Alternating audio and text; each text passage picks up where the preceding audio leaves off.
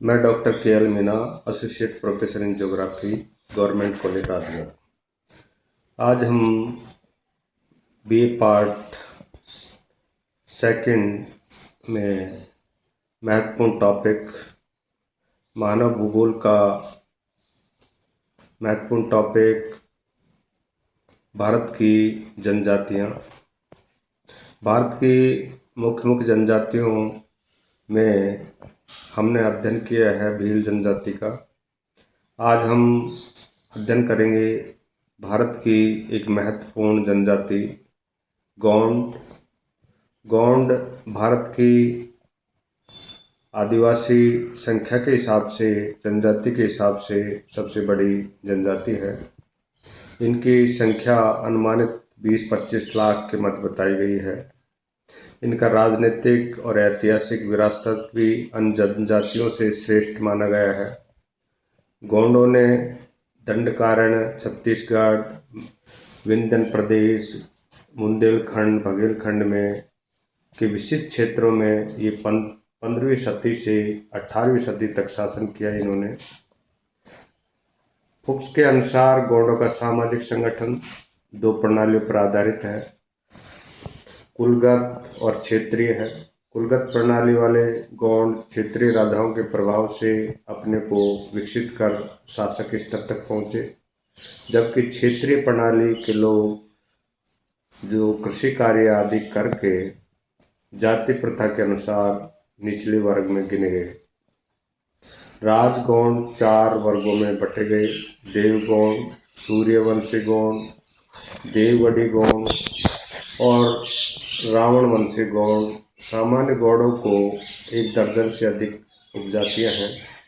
इसी आदिवासी गौड़ जाति के नाम पर ही दक्षिण का जो पठार है, जो भूखंड है, उसको गोंडवाना लैंड के नाम से कहा जाता है, जिसमें द्रविड़ और आर्य प्रजाति का मिश्रण है। गौड़ लोगों का जो निवास क्षेत्र है वो मध्य प्रदेश और आंध्र प्रदेश के पठारी भागों में है। उड़ीसा के दक्षिण पश्चिम भाग में भी कुछ गौड़ निवास करते हैं। मध्य प्रदेश में विशेषकर बस्तर के पठार में मुख्य रूप से मारिया, मूरिया, परजा, भटरा, वड़ा, हालवा, डाकर है। आंध्र प्रदेश के गंजम और विशाखापट्टनम जिले में भी गौड़ पाए जाते हैं। इनकी जो भोजन सामग्री है, फूड प्रणाली है, वो गौड़ मुख्य रूप से मोटे अनाज, कई प्रकार के मांस, मछली, जंगली कंदमूल, फल फूल की शहद आदि की प्रधानता होती है इनके भोजन में। चावल और कुटकी इनका मुख्य भोजन है। बंदर गोमांस और भैंस का भी मांस नहीं खाते हैं। ये महुआ से बनी शराब, महुआ एक जंगल में पाया जाने वाला पेड़ है, इससे फूल जो आते हैं महुआ के, उनसे शराब बनाई जाती है। ये चावल की शराब भी पीते हैं, जिसे तेज कहते हैं। इनकी भोजन पद्धति और अर्थतंत्र ये स्वावलंबी है, ये अपना खुद का आत्मनिर्भर है।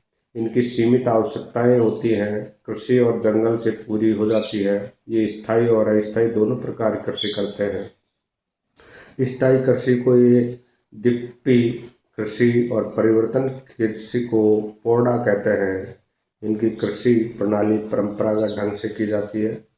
किसी प्रकार इनके भोजन सीमित आवश्यकताएं हैं। प्रमुख फसलों में कुटकी, कोदो, सावा, बाजरा, उड़द, मूंग, धान आदि हैं। कृषि के अधिकतर अतिरिक्त वन वस्तु संग्रह करते हैं। घास की टोकरी, चटाई, रस्सी आदि भी बनाने का काम करते हैं। जंगल से लकड़ी के अतिरिक्त ये शहद, चिरौंजी, गूलर, महुआ, तेंदू के पत्तों से कार्य करते हैं, छोटे रोजगार करते हैं। पशुपालन में प्रधानतः मुर्गी और सूअर पालते हैं। इनका जो उद्गम है, वो कार्य है, वो कृषि की 2 प्रणालियां हैं, एक तो दीपा कृषि और दूसरा है पेंडा कृषि। अखेट करते हैं ये, मत्स्य कार्य भी करते हैं, वनों की उपज इकट्ठा करते हैं और पशुचारण बहुत कम मात्रा में करते हैं। दीपा कृषि के अंतर्गत जंगली जातियां अभी तक बहुत कुछ घुमक्कड़ बंजारा जीवन व्यतीत करती हैं और जंगलों में इकट्ठी की गई लकड़ी, कंदमूल और जड़ी बूटियों से जीविका निर्वाह न होने के कारण ये शिफ्टिंग कृषि करती हैं। इसमें नई साफ की गई भूमि को कुछ वर्षों तक जोतने बोने के बाद छोड़ देते हैं और दूसरी भूमि को साफ करके जोतते बोते हैं। कृषि का यह ढंग दीपा कहलाता है, जो साधारणतः असम की कुकी जाति की झूमिंग से मिलता जुलता है। दीपा कृषि में भूमि के किसी भाग के जंगल को काटकर उसको साफ कर फावड़ों से साफ कर तैयार करते हैं और उसमें बीज बोकर तो पैदावार की जाती है। दूसरी है पेंडा कृषि। बस्तर के उन पहाड़ी भागों में जहाँ ढालों पर वन खड़े हैं, पेंडा कृषि की जाती है, जिसमें सीढ़ीदार खेत बनाए जाते हैं। खेतों में मिट्टी को आर्द्रता को बनाए रखने के लिए ढाल के निचे भागों में लकड़ी के लट्ठे रख देते हैं, जिसके द्वारा बहता हुआ जल मिट्टी में रुक जाता है। और सोयल कंजर्वेशन की यह विधि मानव द्वारा वातावरण समायोजन का एक अद्भुत इकोसिस्टम को बनाए रखने के लिए शताब्दियों से इनका अनुभव करते आए हैं। मत्स्य कर्म, मछली पालते हैं ये जनजातियाँ, और पशुचारण भी करते हैं। गौंडपन रावत वर्ग के जो गौंड हैं वो पशुचालन करते हैं, पशु पालते हैं, गाय बैल को पालते हैं, दूसरे कृषकों को बेचते भी हैं और समाज में इन्हें धोवर आदि से अधिक पवित्र माना जाता है। इनका मुख्य उद्यम कृषि और लकड़ी काटना है। ये कस्बों में जाकर अपना दूध, दही, घी भी बेचते हैं। इनके कुटीर उद्योग, प्रत्येक गांव में 2-3 गांवों के लिए एक लोहार परिवार होता है जो खेती बाड़ी के औजार बनाता है। आंध्र प्रदेश में गंजम और विशाखापट्टनम जिलों में सावरा वर्ग के बहुत से गौड़ परिवार छोटे कुटीर उद्योग का कार्य करते हैं। जीवन, औजार और उपकरण। गौड़ लोगों के औजार बहुत साधारण और परंपरागत हैं। स्थानीय लोहार, कृषि के हल आदि, फलियां, फसल निराने, गूड़ने, फावड़े आदि बनाते हैं और लकड़ी से भी ये औजारों के बनाते हैं सामान। श्रम, मजदूरी, कबाड़ी प्रथा। मजदूरी के बदले में अनाज और कुछ रुपया लेते हैं। जब कोई मजदूर अपनी बेटी की शादी करता है, गांव पंचायत को जुर्माना देता है तो वह रुपयों की जरूरत पड़ती है। कभी कभी कर्ज भी लेना पड़ता है। इस कर्ज को वह कृषि सेवा के द्वारा चुकाता है। इस प्रथा को कबाड़ी या मजदूरी प्रथा कहा जाता है। भारत के स्वतंत्र होने के बाद भी आज भी आदिवासी जीवन के आर्थिक स्तर को ऊंचा उठाने का प्रयास किया जा रहा है और कबाड़ी प्रथा को बंद किया जाना चाहिए, क्योंकि इससे किसान जो कर्ज नहीं चुका पाते हैं और वो ऋण से ग्रस्त होते रहते हैं। इनका वेशभूषा, वस्त्र। गौड़ लोग प्राय सूती वस्त्र पहनते हैं। सूती के वस्त्र अपने गांव में तैयार करते हैं। कभी कभी कोई घुमक्कड़ सौदागर भी कपड़ा बेचने आता है। अपनी चराई हुई भेड़ बकरियों से इन्हें ऊन और बाल मिलते हैं, जिससे गांव में ऊन के कंबल और कपड़े तैयार किए जाते हैं। स्त्रियां मूंगे और नकली मोतियों से बने आभूषण, गहने और हाथों में पहनती हैं। मूंगे और कोड़ियों का गूंद कर हार बनाती हैं। गूंद कर लड़कियां अपने बालों के जोड़ों में सफ़ेद बांस के बने आधे दर्जन तक तौलिए रखते हैं।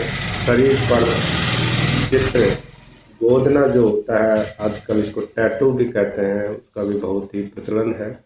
इनकी गृह बस्तियाँ, इनके मकान वन से प्राप्त लकड़ी और उसके घास फूस के और मिट्टी पत्थर से बने होते हैं। और झोंपड़ी का एक समूह गांव कहते हैं। नवयुवतियों के लिए अलग झोंपड़ी होती है, जिसे लोग गोटुल या घोटालू कहते हैं। मकान के 3 भाग होते हैं, एक में रसोई, एक में शयन और एक में अन्न रखते हैं। जब गौड़ किसी हिंदू बहुल गांव में बसते हैं तो उन्हें मुख्य गांव के कुछ फासलों पर बसाया जाता है, जिसे गोंड पारा कहते हैं। गांव के बाहर बसाया जाता है।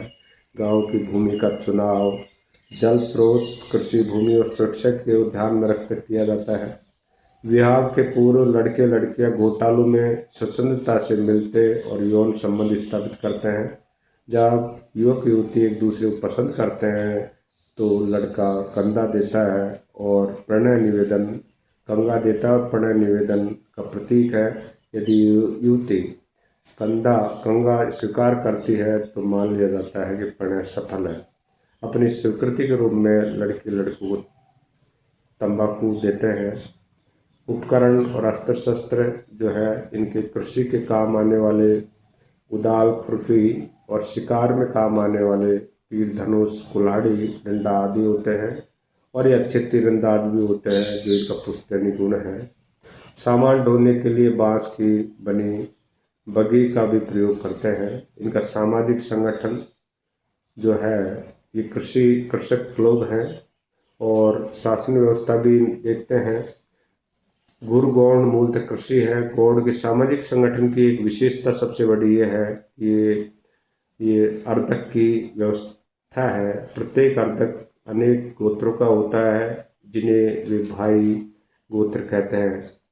मडियाओं वर्ग के गौंडों में प्रत्येक अर्धक की व्यवस्था संगोत्रीय विवाह अधिकांश गौंड समूह में वर्जित है।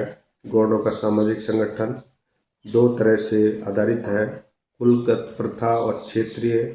कुलगत में कुल के अनुसार या परंपरागत होता है और रांझ गौड़, खटोलिया गौड़ इस व्यवस्था में अपना काम चलाते हैं, जबकि बस्तर के कुछ गौंडों में जो है परंपरागत जो है पारंपरिक ढंग से भी प्रथाएं चलती हैं।